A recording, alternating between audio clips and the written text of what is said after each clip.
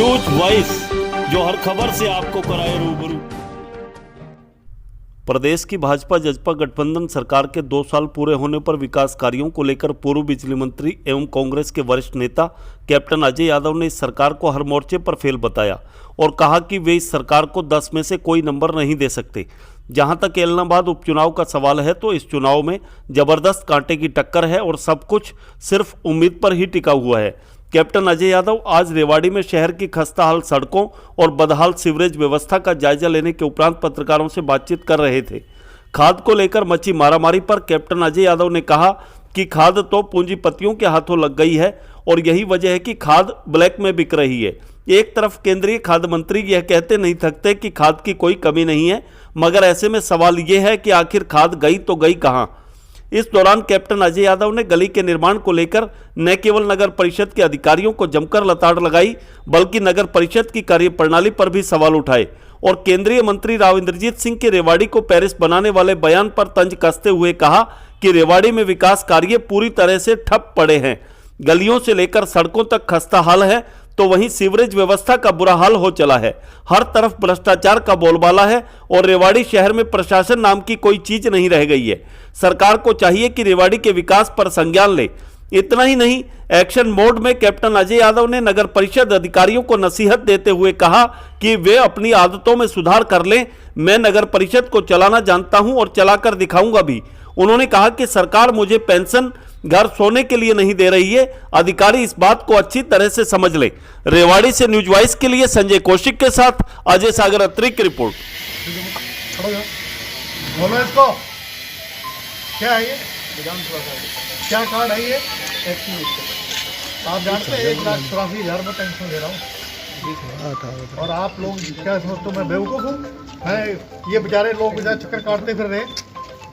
ये देखो जी, बुजुर्ग ये 4 महीने गिर रहे हैं, पड़ रहे हैं। वो देखो बुढ़िया देखो, आ नहीं सकते, जा नहीं सकते। कैमरा घुमाना ही पीछे देखो क्या हाल है बेचारी। म्युनिसिपल काउंसिलर कोई भगवान नहीं है, ठीक है?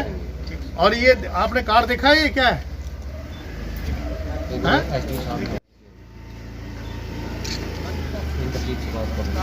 इंद्रजीत, ये कंपनी बाग में क्या दिक्कत है? ये कहते हो काम इनका है, ओवरफ्लो हो रहा है सारा यहाँ सीवर का।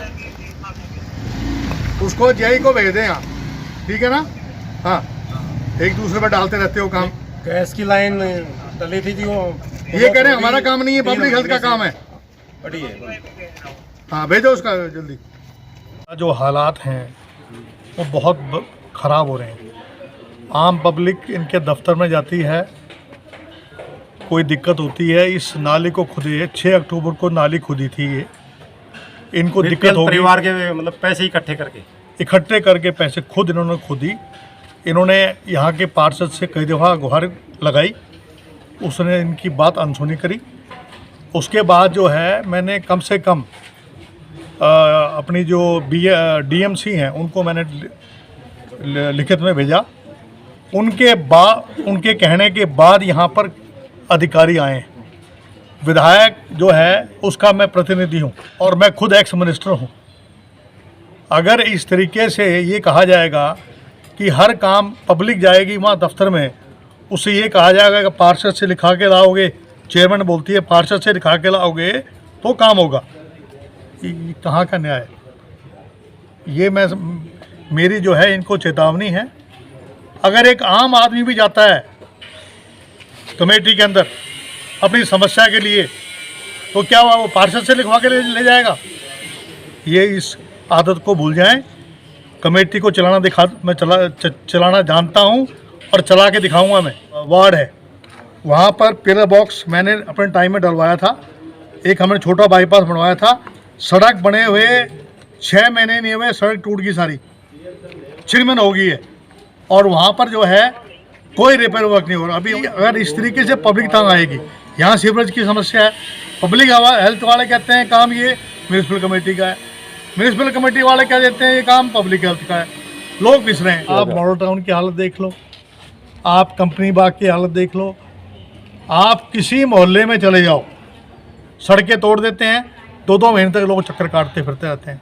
बहुत परेशान होना पड़ता है। तो बहुत परेशानी हो रही है। अब ये मेरी जो है आपके माध्यम से तमाम अधिकारियों को ये आदेश मैं दे रहा हूँ as a ex minister also मैं पेंशन ले रहा हूँ सरकार की, इसलिए मुझे सेवा भी करनी है। पेंशन मुझे इससे नहीं मिल रही मैं घर में बैठ के सो जाऊँ। मेरा दायित्व बनता है कि जो सरकार मुझे पैसा दे रही है उसके बदले में जनता की सेवा करूं। तो उस तौर पे मैं आज यहाँ आया था। मेरा इन अधिकारियों से जो है इस बात के लिए मैं उनसे कहना चाहता हूं कि तुरंत कोई भी सड़क तोड़ें उससे पहले मटेरियल तैयार रखें।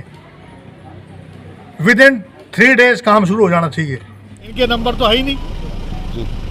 आप बताइए, गवर्नमेंट कॉलेज की बिल्डिंग बननी थी, उसके 5 एकड़ ज़मीन जो है वो प्राइवेट आदमी को दे दिए, उसकी बिल्डिंग बनी नहीं। बस स्टैंड जो है आज तक नहीं बना। मुझे ये बता दें, ये सरकार लड़कियों का कॉलेज, लड़कियों का स्कूल जो है उसकी बिल्डिंग बननी थी। रामविलास शर्मा जी का वहाँ पत्थर भी लगा हुआ है, कभी वहाँ चलेंगे मौके पे देखने के लिए कि वहाँ पर क्या काम किया है। इसकी तो जांच होनी चाहिए। मैं तो पहले ही कहा कि जो लाइटें लगवाई थी ऐसे ऐसे करके कहा करते हैं ना हमारे एमएलए साहब रणजीत सिंह जी, ऐसे ऐसे झूमर अब उनमें लाइटें गायब हो गई, लाइटें जलती नहीं है, झूमर हो के लगा दिए। मैंने ऐसे ऐसे करके ये पीडब्ल्यूडी और नगर परिषद की लड़ाई में खराब हो रही है वो, बिल्कुल ताकि नहीं लगा कमीशन बढ़ते हैं, ऐसा भी कह रहे हैं कुछ लोग। पूरा रोल है, भ्रष्टाचार का बोलबाला है पूरा। पावर्टी एलिवेशन और उसकी मंत्री थी, उस वक्त उनसे हमने एक स्कीम आई थी पावर्टी एलिवेशन स्कीम जी। उसमें हमने रेवाड़ी का जो पानी है उसकी निकासी के लिए ये जो नाला था इसको हमने अंडरग्राउंड नाला बनवाया था और हमारा मकसद ये था कि ये मिनी बाईपास के तौर पे काम करे। लेकिन आप देख रहे हैं कि पूरा ये जो नाला है ये अट चुका है। इस नाले के अंदर जो है आज तक सफाई नहीं की इन लोगों ने। ये पब्लिक हेल्थ ने करनी है या कमेटी ने करनी है, वो तो निर्णय यही लेंगे। और ये सड़क की हालत आप देख लीजिए। इस सड़क को मेरे ख्याल से बने हुए 6 महीने भी नहीं हुए होंगे और ये सड़क बिल्कुल टूट चुकी है। पूरा इंक्रोचमेंट लोगों ने कर रखा है इस साइड में। आम आदमी यहाँ से निकल नहीं सकता। आप जो है इस दिल्ली रोड से उधर चले जाओ, वहाँ एक इतना बड़ा खड्डा है और यहाँ पर एक बच्चा मर भी चुका है पीछे एक हादसे में, एक बच्चा यहाँ। यानी कि सारी इतने हालात ख़राब हैं। पीछे देखो कूड़ा कितना पड़ा हुआ है, यहाँ डंप कर रखा है पूरा कूड़ा। यानी कि आदमी यहाँ पर कैसे रह सकता है। ये जो है अगर इसको अच्छा बना देते, ये लाइटें तो देखो कितनी बढ़िया लगा दी इन्होंने, क्योंकि लाइट में तो इनको मिल गया वो कमीशन मिल गया। अब सड़क ऐसी बना दी कि सड़क जो है वो पूरी सड़क नाम की कोई चीज़ नहीं है, केवल रोड ही बिछा रखी है।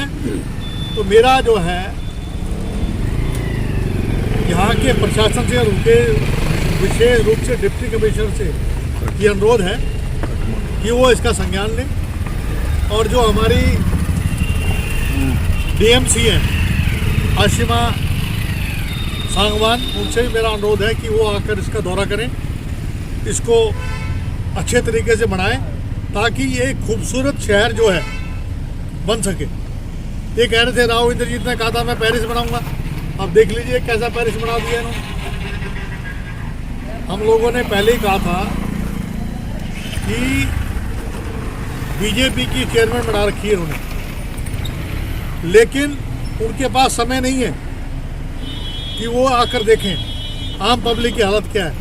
पशु मुक्त की बात करते हैं। तो जैसे एक वरिष्ठ नेता को यहाँ टूटी सड़कों के लिए लोगों को गुहार लगानी पड़ रही है प्रशासन से, तो कहीं ना कहीं फेलियर है सिस्टम, अफसरशाही सरकार पर हावी है।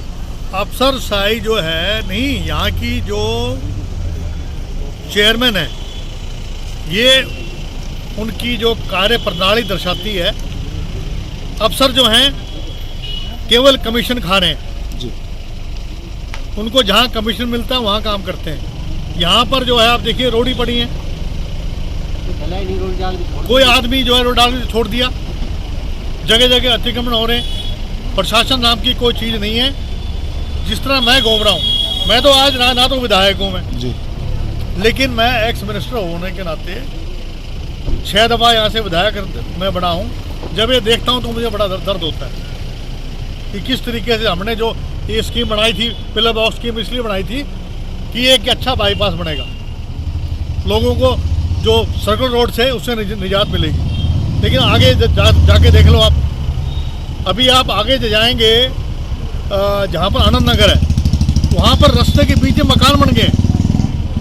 वो नक्शा किसने पास किया, उसकी जांच होनी चाहिए। आप देख के आइए, आगे जाके नक्शा पास कर दिया, कहते हैं जी कैप्टन साहब के आदमी थे।